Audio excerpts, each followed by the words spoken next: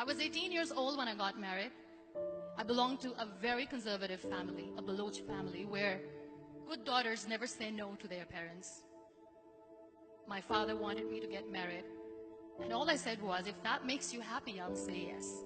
And of course, it was never a happy marriage. Just about after 2 years of getting married, about 9 years ago, I met a car accident. Somehow my husband fell asleep and the car fell in the ditch. He managed to jump out, saved himself. I'm happy for him. But I stayed inside the car and I sustained a lot of injuries. The list is a bit long. Radius ulna of my right arm were fractured. The wrist was fractured. Shoulder bone and collarbone were fractured. My whole rib cage got fractured. But that injury that changed me and my life completely was the spine injury. Many people came to rescue. They gave me CPR. They dragged me out of the car. And while they were dragging me out, I got the complete transection of my spinal cord. Those 2.5 months in the hospital were dreadful. I was at the verge of despair. One day, doctor came to me and he said, well, I heard that you wanted to be an artist, but you ended up being a housewife. I have a bad news for you. You won't be able to paint again. Next day, doctor came to me and said, your spine injury is so bad, you won't be able to walk again.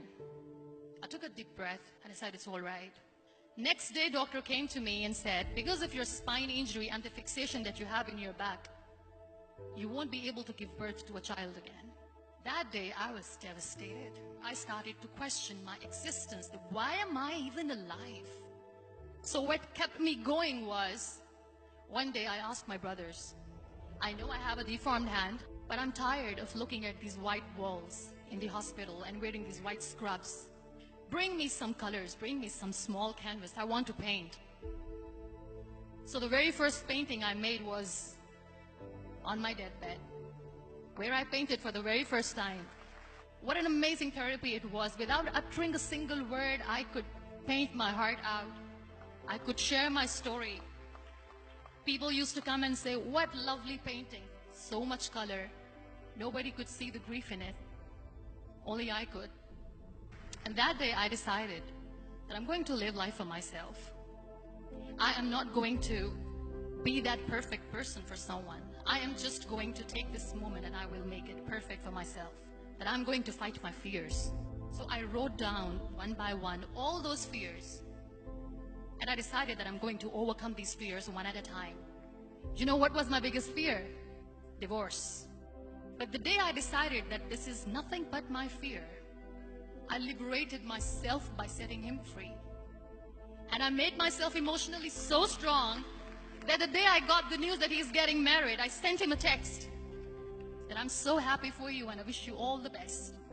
And he knows that I pray for him today. Number 2 was, I won't be able to be a mother again. And that was quite devastating for me. But then I realized there are so many children in the world, all they want is acceptance. So there is no point of crying, just go and adopt one. And that's what I did.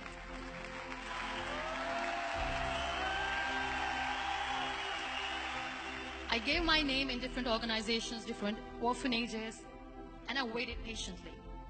2 years later, I got this call from a very small city in Pakistan. I got a call and they said, are you Muniba Mazari? There is a baby boy and would you like to adopt? I could literally feel the labor pain. I said, yes, yes, I am going to adopt him. I am coming to take him home. And that day, I was 2 days old, and today he's 6. You know, when you end up being on the wheelchair, what's the most painful thing? People think that they will not be accepted by the people because we, in the world of perfect people, are imperfects. So I decided to appear more in public. I started to paint. I have done a lot of modeling campaigns. I decided that I'm going to join the national TV of Pakistan as an anchor person. I became the National Goodwill Ambassador for UN Women Pakistan, and now I speak for the rights of women, children. I was featured in BBC 100 Women for 2015. I'm one of the Forbes 30 under 30 for 2016. So when you accept yourself the way you are, the world recognizes you. It all starts from within. We have this amazing fantasy about life. This is how things should work. This is my plan. It should go as per my plan. If that doesn't happen, we give up. I never wanted to be on the wheelchair. Never thought of being on the wheelchair. This life is a test and a trial, and tests are never supposed to be easy. So when you're expecting ease from life, and life gives you lemons, then you make the lemonade, and then do not blame life for that. It is okay to be scared. It is okay to cry. Everything is okay, but giving up should not be an option. They always say that failure is not an option. Failure should be an option, because when you fail, you get up, and then you fail, and then you get up, and that keeps you going. Embrace each and every breath that you are taking. Celebrate your life. Live it. Don't die before your death. Real happiness lies in gratitude. So be grateful, be alive, and live every moment.